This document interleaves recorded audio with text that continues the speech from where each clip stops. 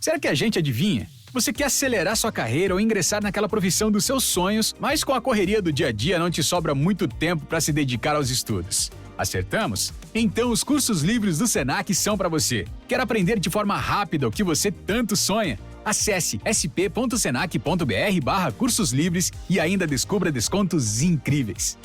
Quer saber? Senac.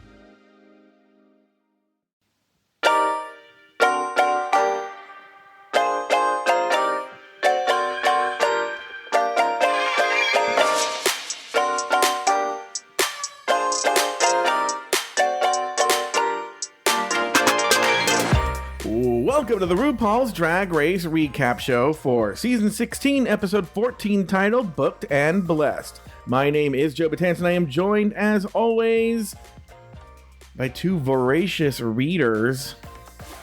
First, from Bravo, effing Bravo, please say... All right, girl, you better shake them titties. to Mr. Nathan Patrick Brown. Hello, Nathan. Hey, Joe, ding dong, the witch is dead. Oh, I know. I did. It was one of these things where it was almost like anticlimactic. I'll be honest with you. Oh, really? But I felt nothing because she stayed. Because so many people went home before her. But you know what? We'll talk about it later. And from the land down under, we have another one. Please say.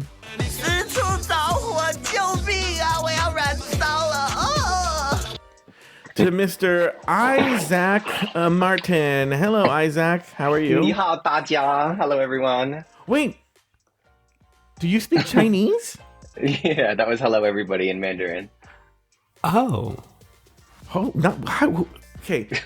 Off the air, Isaac was telling us how he speaks half the time in Portuguese. How many languages do you know, Isaac? Just those three. Oh, okay. Just. Yeah.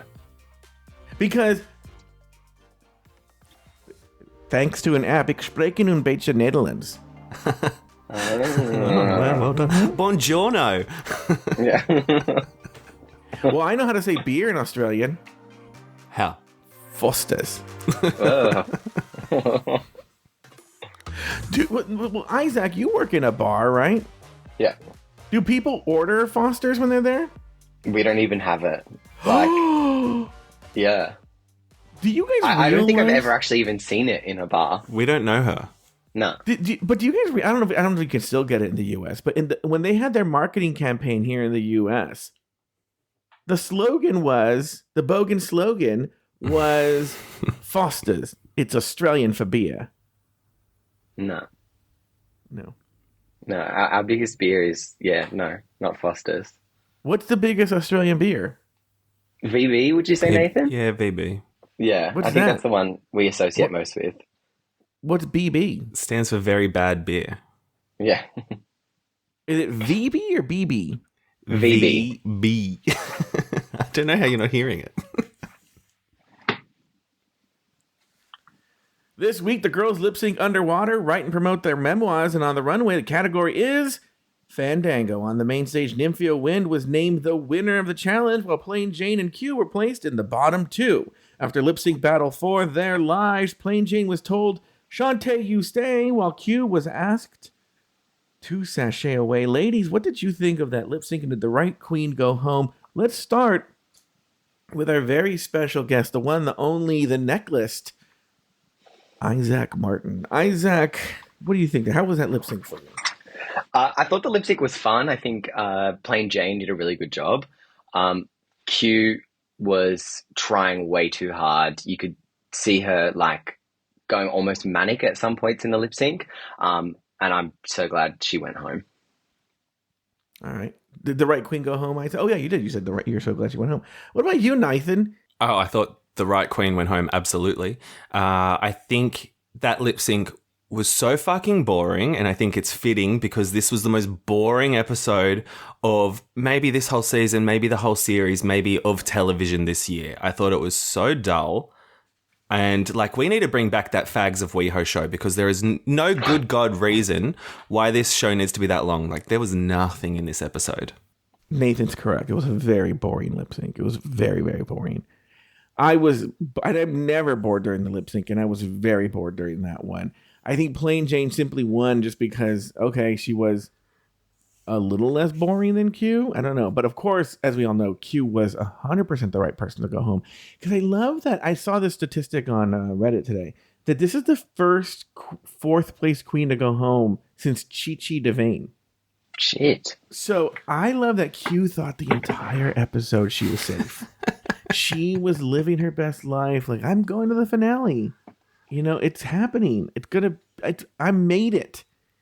And then they dropped that bombshell on her. And that's the best. That's the worst pain. That's what they didn't like her. They're like, we're going to take you all the way to the very end, to the point that you think you have it. And then we're going to take it away from you. Oh, the tears must have been so delicious. I wish I could have been there to sop them up.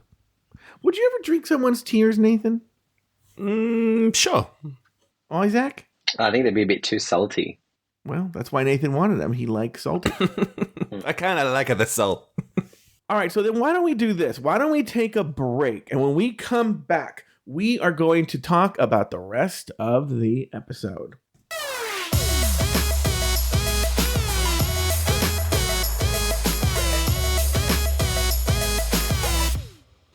Pausa rapidinho agora para falar de dica de ouro para os papais e mamães. Depois de experimentar a nova Hug Supreme Care fralda roupinha, tudo ficou ainda melhor pro meu filho. É a única com canais em X que se adaptam aos movimentos, com 2 vezes proteção noturna e cintura elástica que se adapta ao corpinho do bebê, além de ser super fácil de colocar e tirar. Praticidade pura. Então guarda essa dica. Nova Hug Supreme Care fralda roupinha. Bebê, estamos juntos nessa, mais do que nunca. Agora curta seu podcast. Chegou a melhor parte do podcast. É hora de provar a melhor Coca-Cola.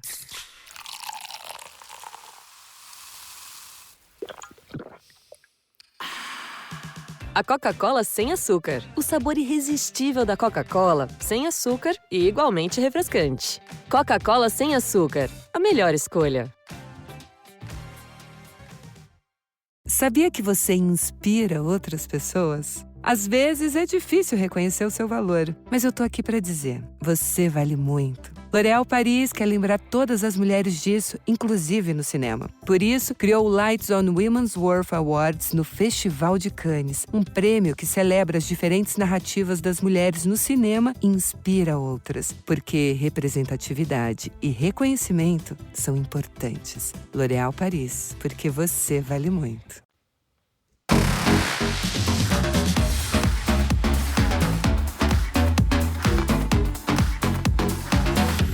And we are back. After Morphine's elimination, the girls say goodbye to Morphine and give Saphira her flowers for winning the lip sync. Plain and Q go back and forth about their looks before congratulating themselves on making it to the top 4. The next day, the queens enter the workroom and bask in the roominess before Ru comes in to announce this week's mini challenge, lip syncing underwater. The queens get into swimsuit quick drag and lip sync to Kitty Girl with their faces in a pool. In the end, RuPaul announced Saphira won the mini challenge before announcing this week's maxi challenge. The girls will need to write their own life story, come up with a catchy title, pose for a cover shoot, and sit for an interview with Matt Rogers to plug their book. Let's start with you, Nathan, and we'll take it in little segments here. Let's start with everything that happened after Morphine's elimination through that first teaser at Cold Open. Any thoughts there? Any notes that you have about this? Look, just like me on Just Between Us Girls, these queens are running out of things to say because they come back into that workroom and they've got nothing to say to talk about at this point. By the way, if you want to hear Just Between Us Girls the way Nathan sold it, you can go to patreon.com/afterthoughtmedia and join at the executive level to hear the great content Nathan was just plugging right here in his little spiel. Go ahead, Nathan. The only thing that I thought was of note was Q coming for Jane, being like, oh, well, you're just wearing a bodysuit. At least I have a concept. And it's like, bitch, we get that you have a concept. We just don't like it. And we don't like you. And shut the fuck up. That's your own. Isaac, you want to step in there? Yeah, I thought the same thing as you. And then I love that Plain just called Q a straight out Muppet. I felt like that was the best representation of their looks last week. Yeah. But yeah, I think that was the only thing of note. Oh, and then it was just so obvious that a producer just got into Saphira's ear and was like, let's count up, tally the wins. Which I thought it was actually a bit cunty that Q was like, well, Nymphia has 1.25 wins. Yeah, she's a And- cunt. But that's cute. Yeah. That's cute. Yeah. It reminds me of on All Stars. This happens a lot where they start going like here's like the ranking. Like RuPaul's never talked about that. That's never come up about like points and this and that. That's a drag queen contestant made up point system that they play by. But Ru's not playing that game. I don't know what they're talking about. And then Q has just arbitrarily decided that Nymphia has 1.25 wins. A couple of things. Great editing where they have a line of Q saying how awful it must be for Morphine to make it so close to the end but not make it. More proof that Q thought she had made it already. This was done. It was a sealed, signed, sealed, and delivered. Also playing, I'm trying to not trust her opinion because she said that the lip sync between Morphine and Saphira was the best one this season. I'm like, No. were you not there for? There were a few really good lip syncs. I mean, I'll give Maya her flowers and say it was fun to watch any Maya lip sync, fun to watch any Morphine lip sync. There were some really, really good ones, and I don't know how you can say that that's one of the best ones. Now, one of the things, I have a bunch of notes, but what I did was I was taking so many notes on this speech that I landed up pulling it. Actually, I pulled this. Since so little happened during the show, I figured, okay, you know what? Why don't we do this old school Drag Race style, Drag Race recap style, and why don't we actually break down this little couch scene right here and let's talk about the moments with Q and Plain Jane and whatnot. And I'll stop every 30 seconds or so, and we'll talk about it. First of all, congratulations. Thank you. Oh my gosh, thank you so much. Yeah. That was Nymphia talking to Plain Jane. To the 4 Wins Club. Oh, sister, I almost didn't make it. For the first 3 people, they hate leotards, but they got to you and they loved it. See, okay. So they try and sell it, and Plain sort of calls this in the confessional. They try and, like, Q tries to sell it like, I'm just being shady, sister, but it's like, there is an ugliness to what she's saying. She hasn't earned the shade, I don't think. Yes. And there's something about her Botox-ridden face that just makes it seem so not good. It's not just about the costume, it's about the makeover, it's about the family resemblance, it's about how we made our makeovers feel. And your bitch was dressed like a Muppet.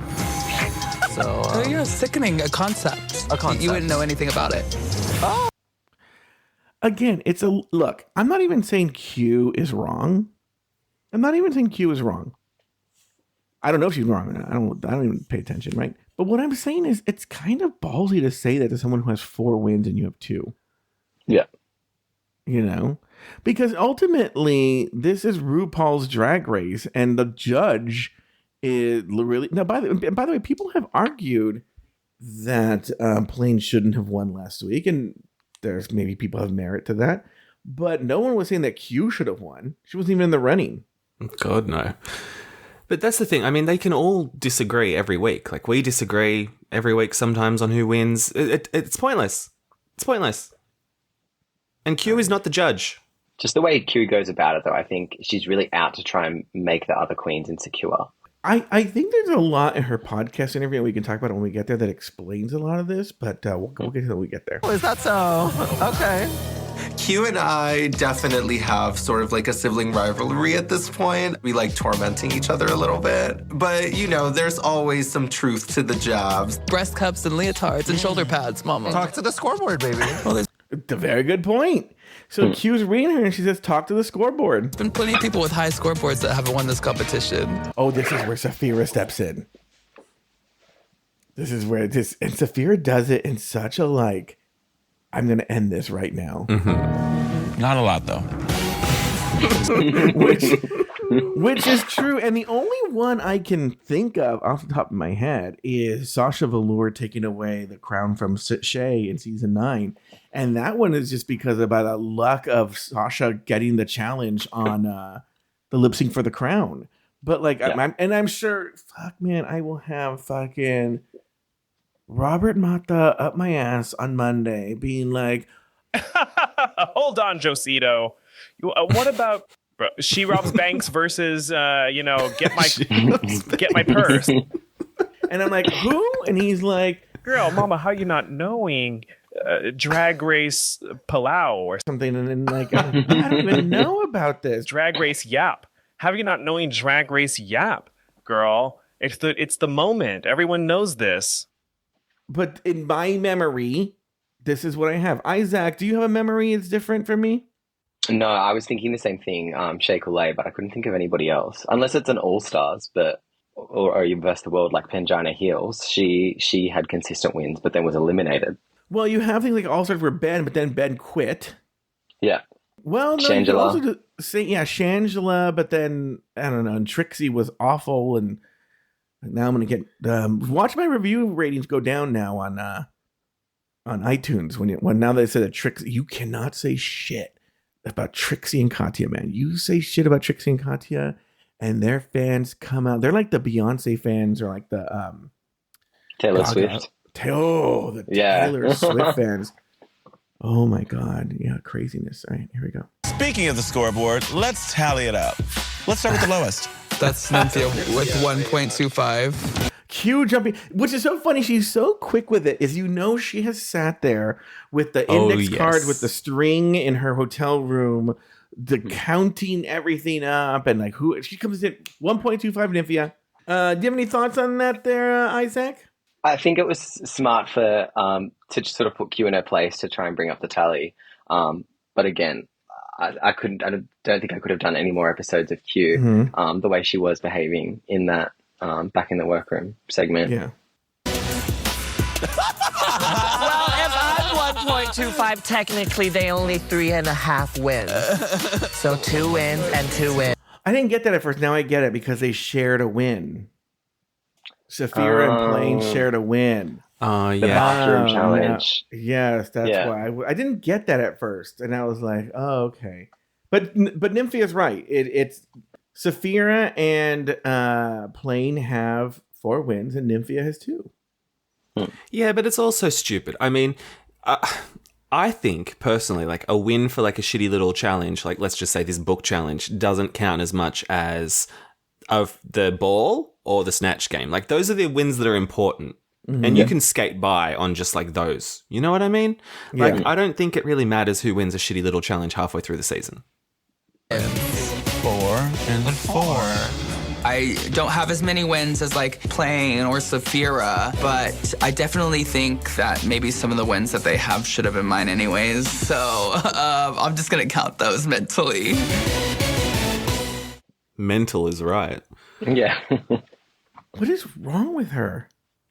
I'm so glad she's gone. I'm so glad she's gone. So glad. All right. So then the next day, it is funny. The next day, they're in the workroom. They're sort of shooting the shit. And Q, for some reason, I think in a confessional, says that Plain Jane can dish it up, but she can't take it. And I'm like, I'm like literally like looking around my own room when she's saying this. Yeah, looked in the mirror, Tamar.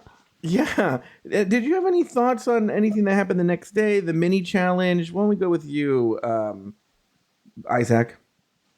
I thought the mini challenge was really fun. For a boring episode, I think this is probably one of my highlights. It was good to have like an old school kind of like stupid, no stakes mini challenge that sort of not embarrasses the queens, but gets them to do something that's not so polished. So I quite enjoyed it. Nathan? Yeah, a couple things. So Rue announces she's come with a couple of things. So Rue announces that it's the mini challenge where they got to lip sync underwater, and they're all gooped and gagged. Meanwhile, like the camera pans to, there's a costume rack of like swimwear. So it's like, what were you thinking, guys? And then also, I don't know how well it would have read in the room because it was just queens bent over like a little sink. But Rue's cackling and hooping and hollering, and they're all like, and I don't think they would have been able to see anything. Oh, yeah, because then she even says, some of you don't know the word. Maybe they have a monitor where they can see what they're seeing in the monitor. Perhaps. Well, did you notice that close-up on Plain Jane's ass they did when she was wiggling her ass when she was lit? Maybe Rue was just laughing at that. I'm going to tell you something, and this comes up several times, but it came up the first time here. if I was a contestant right now, if I was Q, Plain, or Nymphia, I'd be so sad because RuPaul clearly loves Saphira in a way that she does not love the other three. Like, I'd be walking around slew-footed if I was Nymphia just to try and win some points. Yeah. It is, they have connected in a way that Saphira just has totally got RuPaul eaten out of the palm of her hand, and I would be like, this is hers to lose. I would just be so like, all right, well, there we go. We know who the winner is. I made it to the top 4. That's my prize. All right. What about everything that happens in oh, did we get to the workroom yet? Oh no, we did it. All right. So then she announced the challenge. Yeah. All right. In the workroom, the girls write their memoirs. Q takes a serious tone and reflects on her childhood. Saphira writes about her spirituality, and Nymphia feels inspired by farts. For the cover shoot, the queens join Ru on the set to shoot their book covers. Nymphia leaves the bananas behind. Q feels connected to Ru. Ru and Saphira share some laughs, and Plain Jane serves Plain Crash. Next, the queens sit down one by one with podcaster Matt Rogers. Plain shares how bitchiness can help others and reads her competition. Saphira discusses her slew foot and how it's helped her self-confidence. Q tells her drag life story, and Nymphia reflects on Western beauty standards. Again, we're going to take it piece by piece in the workroom. Let's start there. Isaac, anything from the workroom that stuck out to you? I thought this whole writing segment was pointless. Like, do you really think they were writing chapters of a book? No. They were acting like they had to. Yeah, they were acting like they had to write a full memoir, which was just annoying. I think they were just writing dot points, and then the podcast, what was his name? Matt Rogers. Matt Rogers, yeah. Matt Rogers was reading some dot points. But they were full carrying on. Yeah. Like that. I almost wonder if this is something that they told the queens. I'm making this up, but it would make sense that they told all the queens, hey, while you're stuck in the hotel room, why don't you jot down some stories or something you might remember, and then can you please do that? And then they maybe was over the course of the time they were there, wrote a few stories, and then they had them. And yeah, because you're right, they didn't sit down and write these stories. That's boring television to film in a waste of everybody's time. What about you, Nathan? Did you have any thoughts here? Yeah, I thought it was boring. And I agree with what you were saying about, I don't think they wrote a single fucking word, but they were carrying on like, Nymphia's like, writing's hard, and Q's like, I haven't written since college, which is like 2 years ago. And meanwhile, we didn't hear any of the written word. Like, they didn't read this shit out. So no, they would just refer to them, dot points at best. And I don't know how it could have been that difficult. Like, I understand wanting to show vulnerability and like talking about like past difficulties that you've overcome and shit like that. But also, you're a drag queen. You can just make things up. Yeah, make it up. Yeah, like with Plain saying, I would have preferred if she actually did survive an actual plane crash. Like, I think that would have been a much more interesting book. Mm-hmm. So, Nathan, what do you think about this cover shoot? Well, I thought it was funny that Q thought she just had the best rapport with RuPaul. She was like, we're getting along. And then meanwhile, the other three have amazing chemistry with RuPaul, like particularly Saphira. And Q, poor thing, thinks she's killing it. And I also, I think Ru did a really good job with directing like the photo shoot. Like, it was nice to see Ru in that space. But every now and then they come out with a critique, which I just think is so stupid. Like when he said, oh, Alphabet Soup, savor every bite. That's a really long title. And I was like, your book's called The House of Hidden Meanings, a memoir by RuPaul. Yeah. Like, how many more words is that? Yeah. So Isaac, I think what did Q you was think? doomed. Did you notice Q doing the black scent again when she was doing the photo shoot challenge? Ever since it's been pointed out to me, it's all I can't stop hear, noticing it. And I know, and it's very awkward now. It's the only thing I hear now, and it's very, very awkward. I thought in the photo shoot segment, you could kind of tell that Q and Plain were going to be in the bottom because they both got the sort of shady, like rattle music at the start. But like what Nathan said, I think Ru was really fun. I feel like Ru hasn't been like that in a photo shoot challenge in a long time. Like actually supporting the queens. Like, she was taking things off Nymphia and... Well, what's funny is with Nymphia, because Nymphia went first, and I don't know that she really went first in the order of the queens, but you could tell Rue felt a little cold with Nymphia at first, and Nymphia sort of broke the ice, and then Rue warmed up. But if you look at Nymphia's photo shoot, like for the first minute or so, Rue's very like all business, no jokes. And then Nymphia starts making jokes and makes Rue laugh. And so I was like, oh, okay, well, Nymphia even pulled it out from there because it didn't start that way. Nathan, do you have any other thoughts on the cover shoot or anything? So, do you take a bite out of soup? Like, that seemed to be one of the hotly theorized concepts. Look, I'll be honest with you, and I hate Q. I think they were just trying to find a way to justify her leaving because it wasn't that big of a deal. Because it's like, was Plain Jane really in a plane crash? You know? Did Nymphia really write about farts? It's like, why all of a sudden now with that one are they like, well, you don't eat soup, you know? So silly. It was just dumb. It's just you can see them. You can see the manipulation there, and it's just so silly. Do you want to jump in with anything? I thought it was funny that they were shitting on Q's cover when they were their producers would have been the ones that put it together. But it's a good point. Yeah. So you're right. You're right. It's not like Q was sitting there in Photoshop, like putting everything together. Mm-hmm. All right, let's go to the interview. Let's talk about Matt Rogers. He's he's the less famous half of the podcast that is correctly said Las Culturistas. But for the white version of how to say it, let's go to Nathan Patrick Brown. Nathan, how do the white people say it? How are they saying it? I believe it's pronounced Las Culturistas for us gringos. Yes. Have you guys, Nathan hadn't seen it. Maybe this is an American thing. There is this video of this Spanish teacher in the South of the United States. And she's like, you speak Spanish, right, Isaac? No. Oh, the polyglot. I thought he spoke. What do you speak? You speak Portuguese? Portuguese, yeah. Chinese. English. And English. Oh, anyway. Yeah. So she goes, Hola, soy una maestra de español. Por supuesto, tengo que corregir la pronunciación. Well, if you guys don't realize, that is literally the worst pronunciation in Spanish. And she's saying that she's a Spanish. What she's saying? She is, I'm a Spanish teacher. Of course I'm going to correct the students on their pronunciation. Meanwhile, she's literally doing the worst pronunciation of Spanish you've ever heard. It's like literally Nathan's exaggerated Las Culturistas thing. She was worse. But anyway. What a Karen. What a cunt. What a horrible Karen white-splaining Spanish pronunciation to us. Who would ever do that? Who would ever do that? Right, Isaac? Yeah, it's very uncomfortable. But Nathan, Matt Rogers, you actually listen to the podcast? Yeah, I do. I sometimes like him and sometimes I get really fucking annoyed by him because I don't think he's a great interviewer because he'll have like interesting, like famous celebrities on and he'll ask them a question, but then he'll cut them off to talk about his own experiences. You know what that reminds me of? Yes? I've interviewed celebrities before and sometimes you're right, that you're interviewing them and they go off on their own tangents about what happened to them and all that stuff. What were you saying? Yeah, but it's really...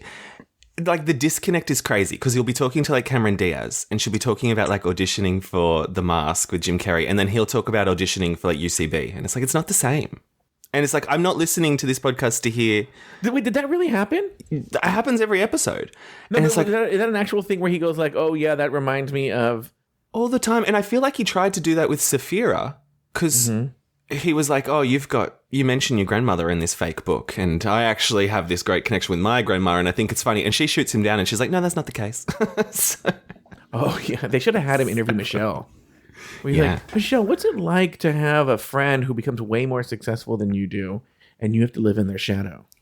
Well, that's so funny. So, yes, about that? They both auditioned for SNL at the same time and Bowen got it and Matt didn't. And I think Matt had like a really big like hissy fit about it. You know what the weird thing is? And now Bowen has taken off, but just getting on SNL isn't the guarantee to success that you think it is. Like, I had a friend who she went really far, like probably where Matt went, for SNL. And they make you sign the contract before you do that final audition. Oh, yeah. They get paid. Now, this was a long time ago, but they get paid so little. Whatever you think they're getting paid, they get paid less. And that doesn't include their manager, their agent, their this and their that. I don't even know how they survive in New York City. That's how little they get paid. It's weird. It's insane, especially when you start off. But anyway, Matt Rogers. So overall, you thought he was fine. Yeah, he actually did a better job in these interviews than he did on his normal podcast, I think. Okay. Yeah, he got us from a beginning to an end, made the girls say what they wanted to do, but he didn't really stand out anything special for me. I don't know. I've given him the benefit of the doubt because I don't listen to the podcast. I thought he was fine. We're hearing from Nathan he's not that good of an interviewer anyway. But the thing that really bothered me, and again, I do not care, and I call balls and strikes, and I always say that. But like for instance, I don't think Plain probably should have come for Amanda in the thing. The girl's not there to defend herself, and but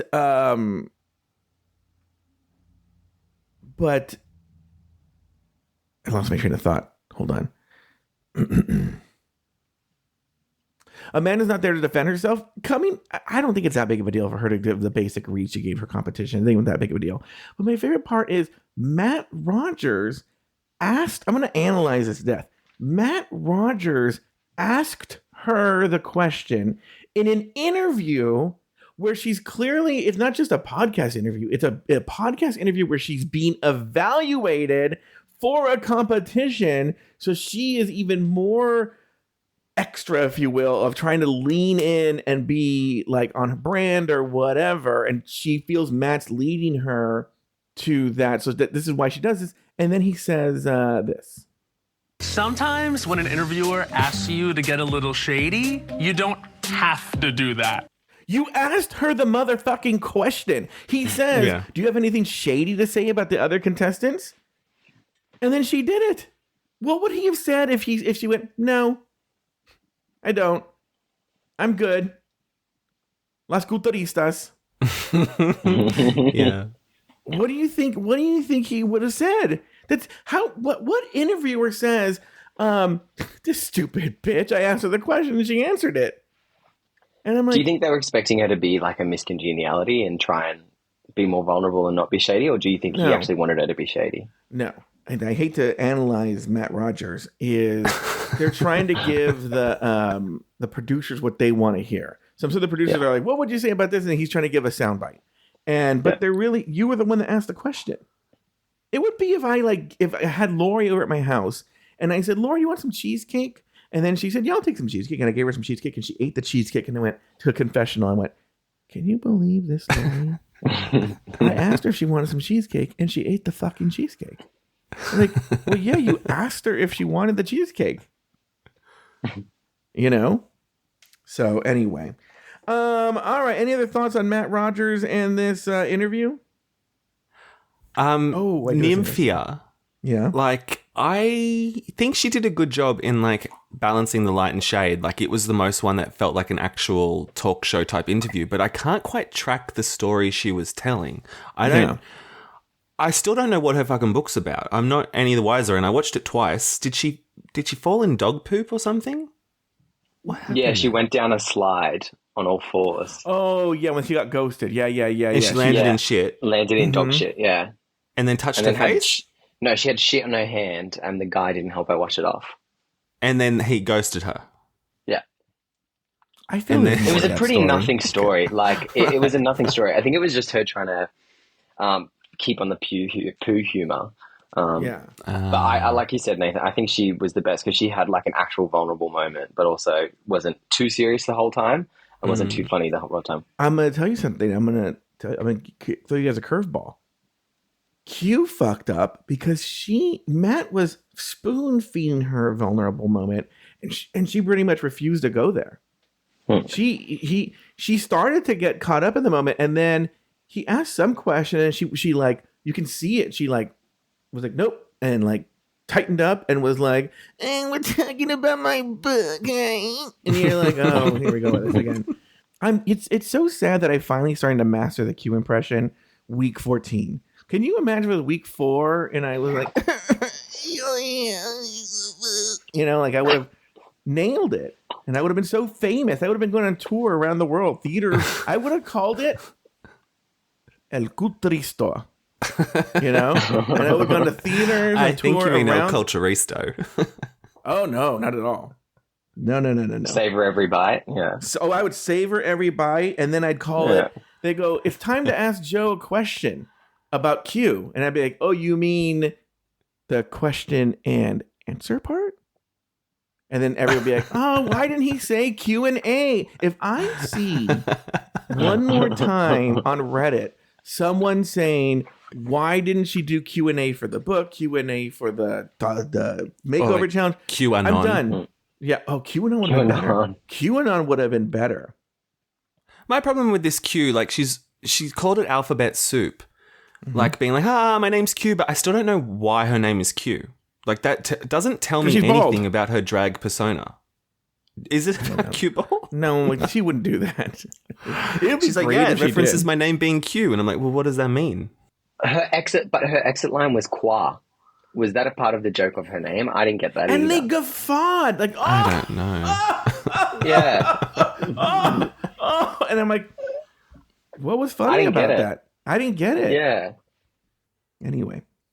It's elimination day and the girls get ready for the runway. All 4 queens feel confident in their challenge performance and reflect on their drag race journey. The bathroom challenge was a shared low point for Q and Plain, while Nymphio swears her lack of confidence wasn't a game. Later, the girls share their first impressions of each other, reflect on Saphira's growing breastplates, compare Q and Plain's dancing, and throw shade around the room. Let's start with you, Nathan. Any big thoughts on this elimination day? No, it was very boring and overlong.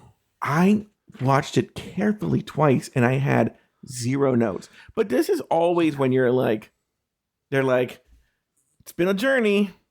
It's been a long journey. And you're like, I don't have anything to say about it. Isaac, what about you? The only thing I really noticed was Plain still going on about her vulnerable moment from 2 weeks ago. Still going on about it. Yeah. Yeah, like get over it, Plain. Yeah, and then that was the only thing that sort of stuck out to me. Other than that, it was quite boring.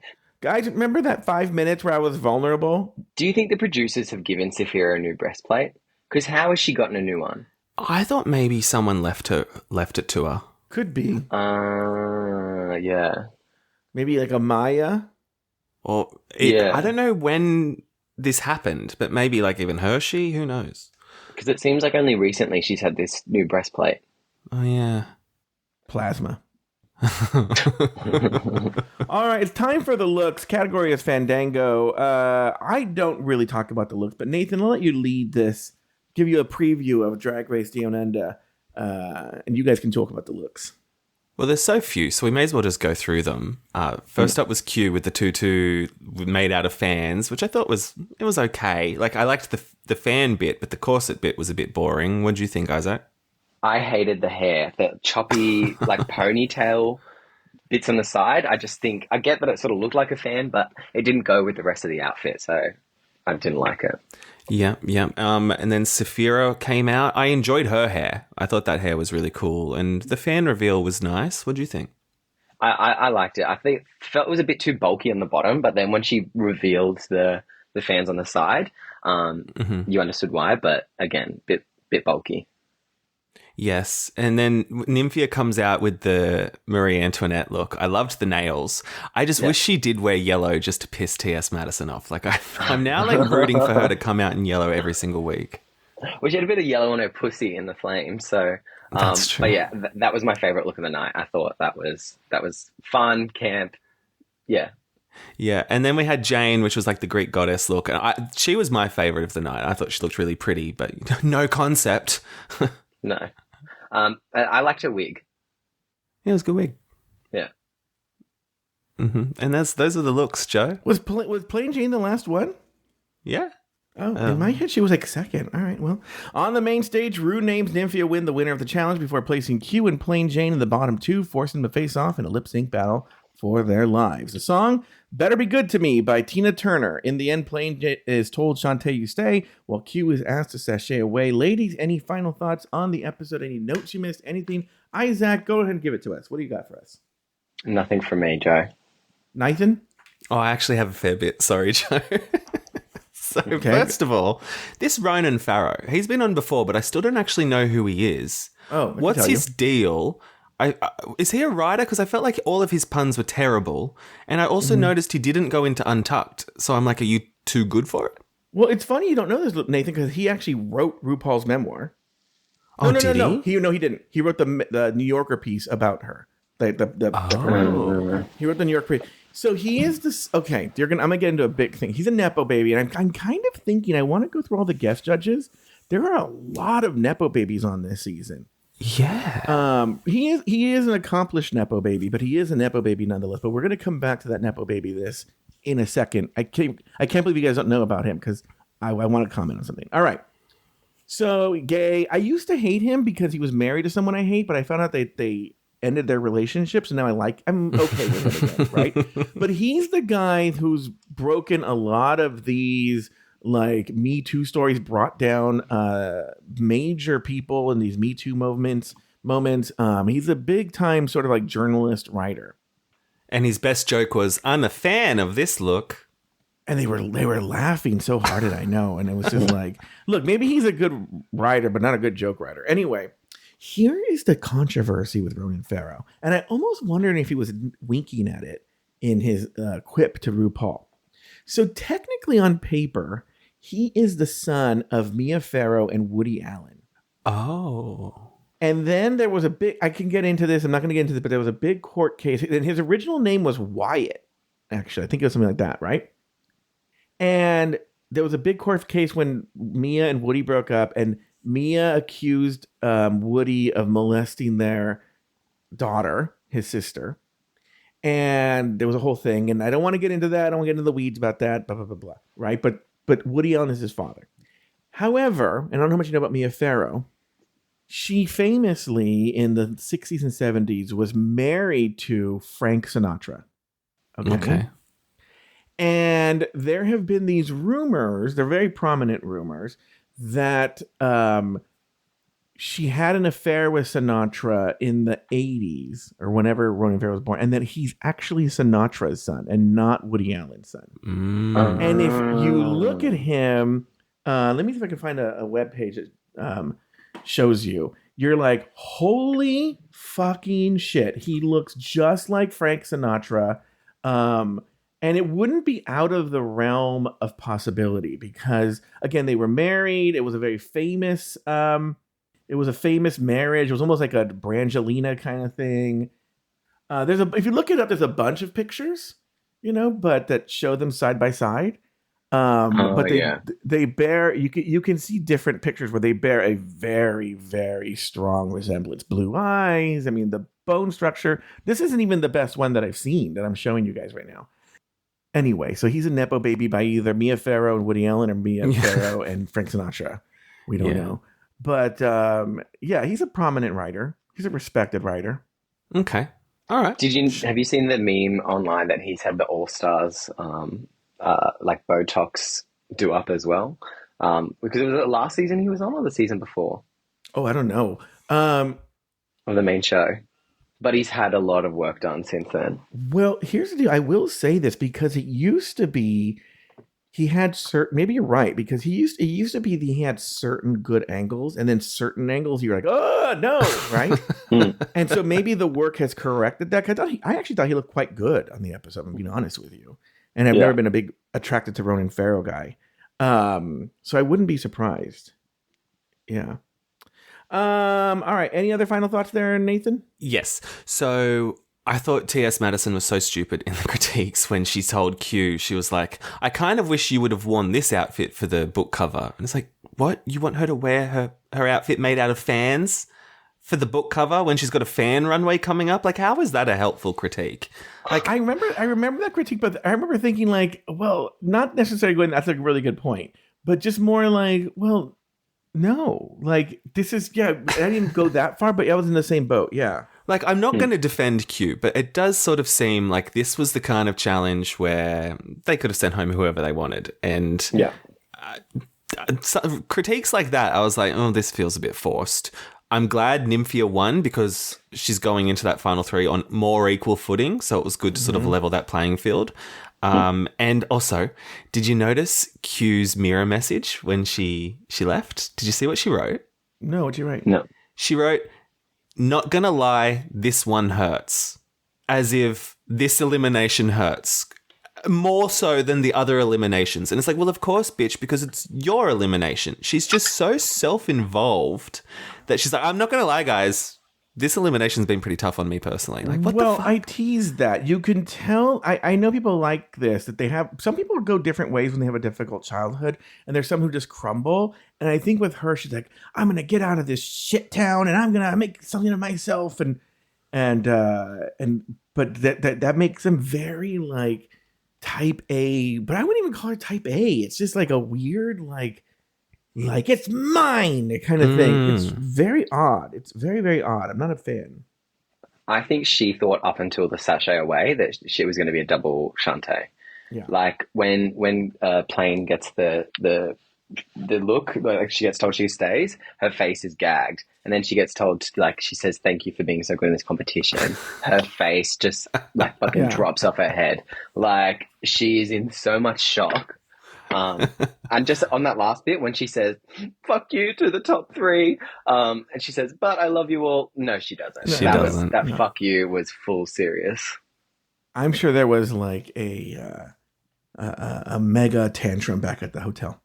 All right, why don't we do this? Why don't we call it a day there? That's gonna do it for Isaac, where can everybody find you on Instagram?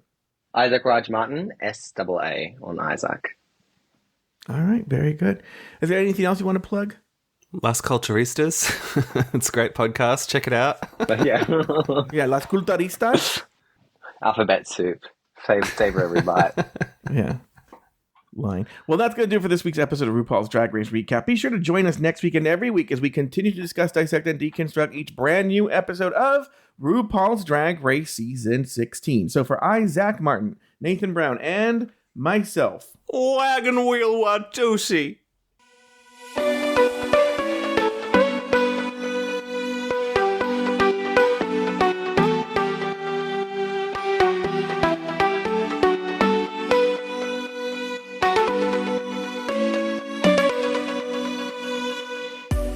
Thank you for listening to Drag Race Recap. Have something to say? Leave us a voicemail at speakpipe.com/afterthoughtmedia. You can also email us at dragracerecap@afterthought.media. For more Drag Race and LGBTQ content, support us over at patreon.com/afterthoughtmedia. This podcast was produced by Zach Birch. Nathan Brown has another podcast. It's called Bravo, Bravo, Effing Bravo. You can find it wherever you get your podcasts. You can also follow Nathan Brown on Instagram at NathanBrown90. Follow Joe Batance on Instagram at Joe Batance. Special thanks to these expensive tier Patreon supporters. Alex S. Anonymous. April Pacheco. Astute Girl. Brad Coley. Philskett Pony, Deckhead, Doofus Maximus, E. Smith, Elizabeth Tinner, Emma, Humble Pie, Isaac Martin, Jade Thomas Plank, Jesse Harris, Kathy Zender, Lauren Eckert, Lucy Carrasco, Luke Stamen, Mike Yeager, Nikki Baker, Poppy Woods, Ricardo the Hood Edoff, Robert NYC, Sarah Yu, Runner Brandon, Tom Bombs, Travi Cosmos, Troy Anderson, and Zach Nelson. Drag Race Recap is an Afterthought Media podcast.